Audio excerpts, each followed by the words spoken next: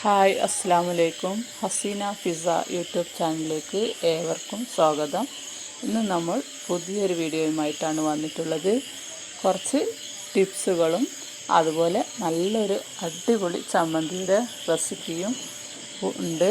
Video skip ചെയ്യാതെ തന്നെ കാണണം. ലൈക്ക് ചെയ്യണം, ഷെയർ ചെയ്യണം. സബ്സ്ക്രൈബ് ചെയ്യാതെ കാണുന്നവരുണ്ടെങ്കിൽ ഒന്ന് സബ്സ്ക്രൈബ് ചെയ്യണം. അപ്പോൾ നമുക്ക് നേരെ വീഡിയോയിലോട്ട് പോവാം. അപ്പോൾ അതിന് വേണ്ടിയിട്ട് നമ്മളിവിടെ ഇതുപോലെ പാവാടയാണ് കേട്ടോ. നമുക്കൊക്കെ എപ്പോഴും ഉള്ള ഒരു പ്രശ്നമാണിത്. കുട്ടികളുടെ പാൻറ്റിൻ്റെ കയറ്, അതേപോലെ പാവാടൻ്റെ കയറ്, ഇതൊക്കെ ഉള്ളിൽ പോവും.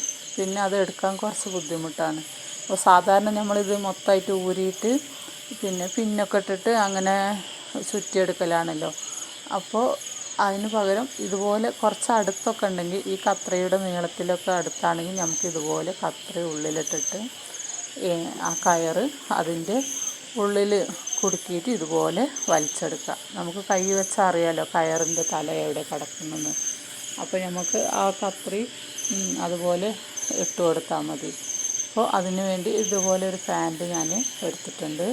അപ്പോൾ അതും അതുപോലെ തന്നെ കയറ് ഉള്ളിൽ പോയിട്ടുണ്ടെങ്കിൽ ഇതുപോലെ കത്രി ഇതുപോലെ കൂട്ടി പിടിച്ചിട്ട് വേണം കേട്ടോ ഇട്ട് കൊടുക്കാൻ. ഇങ്ങനെ വെച്ച് കൊടുത്തിട്ട് കറക്റ്റായിട്ട് ആ കയറിൻ്റെ തലപ്പത്തെത്തുമ്പോൾ നമ്മൾ കത്രി വിരിച്ച് കൊടുത്ത് കയർ അതിൻ്റെ ഉള്ളിൽ കുടുക്കിയിട്ട് ഇതുപോലെ ഇങ്ങനെ വലിച്ചെടുത്താൽ മതി. ഈസി ആയിട്ട് വരും കേട്ടോ. ഒരു ബുദ്ധിമുട്ടുമില്ല. നമ്മളത് എടുക്കാൻ മടിച്ച് പിന്ന് കുത്തി അങ്ങനെയൊക്കെ നടക്കുമല്ലോ. അതിന് എത്രയോ ബെറ്ററാണ് ഇതുപോലെ ചെയ്താൽ. അപ്പോൾ ഈ ടിപ്പ് നിങ്ങൾക്ക് ഇഷ്ടപ്പെട്ടെങ്കിൽ ഒന്ന് ലൈക്ക് ചെയ്യണം, ഷെയർ ചെയ്യണം ഫ്രണ്ട്സിനൊക്കെ. ഇനി നമുക്ക് അടുത്ത ടിപ്പ് എന്താണെന്ന് നോക്കാം. ഇതുപോലെ വിട്ട് ഇപ്പോൾ നമുക്ക് കുറച്ച് കണ്ണ് മങ്ങലില്ല ആൾക്കാരൊക്കെ ആണെങ്കിൽ കുറച്ച് നമുക്കിതുപോലെ മരുന്ന് ഡേറ്റ് നോക്കാനോ, മരുന്ന് കുപ്പിൻ്റെ ഡേറ്റ് ബാറായോ നോക്കാം, നിസ്കാര സമയം കലണ്ടറിൽ, ഇതൊക്കെ ഒരുപാട് ചെറുതായിട്ടുണ്ടാവുക. അപ്പോൾ നമ്മളൊരു മൊബൈലിൽ ഇതുപോലെ ഫോട്ടോ എടുത്ത് ഇതുപോലെ ഇങ്ങനെ സൂം ചെയ്താൽ നമുക്കത് വലുതായിട്ട് കാണാൻ പറ്റും.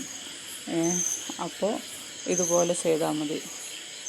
അപ്പോൾ ഈ ടിപ്പ് നിങ്ങൾക്ക് ഇഷ്ടപ്പെട്ടെങ്കിൽ ഒന്ന് ലൈക്ക് ചെയ്യണം. ഇനി അടുത്തത് നമുക്ക് ചമ്മന്തി എങ്ങനെ തയ്യാറാക്കാമെന്ന് നോക്കാം. അതിന് വേണ്ടിയിട്ട് ഞാനിപ്പോൾ ഇവിടെ കുറച്ച് ചെമ്മീനാണ് എടുത്തിട്ടുള്ളത്.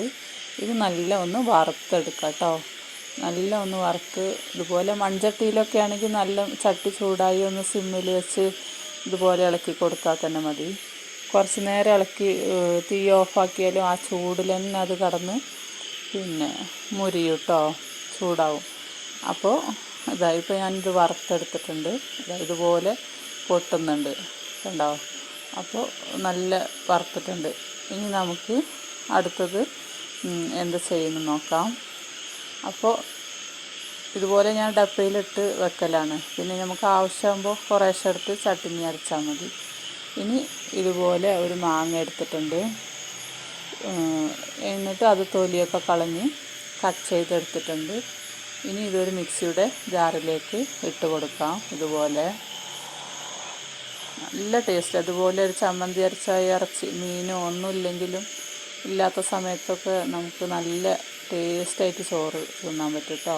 അപ്പോൾ ഞാനതിലേക്ക് കുറച്ച് ചീനിമുളക്, കാന്താരിയാണ് ഇട്ട് കൊടുത്തിട്ടുള്ളത്. പച്ചമുളകായാലും മതി, ഇല്ലെങ്കിൽ ഉണക്കമുളക് വറുത്തിട്ട് അങ്ങനെ ഇടും. ഇനി നമുക്ക് ആവശ്യത്തിന് ഫ്ലേവറിന്, ഓരോരുത്തർക്ക് നല്ല ഫ്ലേവർ ഇഷ്ടമുണ്ടാവില്ലല്ലോ. അപ്പോൾ അങ്ങനെ അതിനനുസരിച്ച് ചെമ്മീൻ ഇട്ട് കൊടുക്കാം. ഞാൻ കുറച്ചിടല്ലേ ഉള്ളൂ കേട്ടോ. എന്നിട്ട് ഇതുപോലെ ഒരു 1/2 ടീസ്പൂൺ ഉപ്പിട്ടിട്ട് ഒന്ന് നന്നായി അരച്ചെടുക്കാം. ഇതുപോലെ ഞാൻ അരച്ചിട്ടുണ്ട്. നല്ല ടേസ്റ്റാണ് ഈ ചമ്മന്തി. ഒന്ന് ട്രൈ ചെയ്ത് നോക്കണം. ഇനി നമുക്ക് അടുത്ത ടിപ്പ് നോക്കാം. ഞങ്ങളടുത്ത് പാവക്കത്തോട്ടാണ് കേട്ടോ. അപ്പോൾ അവിടുന്ന് പാവക്ക പറിച്ചപ്പോൾ എനിക്കവർ കുറച്ച് പാവക്ക തന്നു, കുറച്ച് കൂടുതലുണ്ടായിരുന്നു. അപ്പോൾ ഞാനത് ഇതുപോലെ കുറച്ചെടുത്തിട്ട് ഉപ്പേരിക്ക് കട്ട് ചെയ്തു കേട്ടോ. ഇപ്പോൾ ഇതുപോലെ ഇപ്പോൾ പഴയ പേപ്പർ വിരിച്ചിട്ട് നമ്മളിതുപോലെ കൗണ്ടറിൽ തിണ്ടിൽ ഇതുപോലെ പേപ്പർ വിരിച്ചിട്ട് ഇങ്ങനെ വൃത്തിയാക്കുകയാണെങ്കിൽ നമുക്ക് തിണ്ടിലൊന്നും വൃത്തികേടാവില്ല കേട്ടോ. അതേപോലെ മുറം പാത്രം ഒന്നും എടുക്കേണ്ട ആവശ്യമില്ല. അതേപോലെ ഇതേപോലെ ബ്രൗൺ കവറ് ഇങ്ങനത്തെ പേപ്പറുകളൊക്കെ നമുക്ക് വലിച്ചെറിയാതെ ഇതുപോലെ യൂസ് ചെയ്യാം. കാരണം ഇറച്ചി മീൻ എല്ലാം നമ്മൾ കെട്ടി പേപ്പറിൽ കൊണ്ടുവരും. ഞങ്ങളുടെ നാട്ടിലൊന്നും പ്ലാസ്റ്റിക് യൂസ് ചെയ്യാൻ പാടില്ല. അപ്പോൾ ഇതുപോലെ ഒരുപാട് പേപ്പറുകളുണ്ടാവും. നല്ല പേപ്പറൊന്നും നമ്മൾ ഇതുപോലെ ആവശ്യത്തിന് എടുക്കണ്ട. എന്നിട്ട് ഇങ്ങനെ ചുരുട്ടിയിട്ട് നമുക്കത് വേസ്റ്റ് ബോക്സിലിട്ടാൽ നമുക്ക് കിച്ചൺ കമ്പോസ്റ്റിലും ചെടികൾക്കും എല്ലാം നല്ലതാണ്. തോട്ടത്തിലൊക്കെ പോയി പേപ്പർ ഇട്ടാലും ഒന്നും കേടില്ല. പ്ലാസ്റ്റിക് അതേപോലെ അല്ലല്ലോ.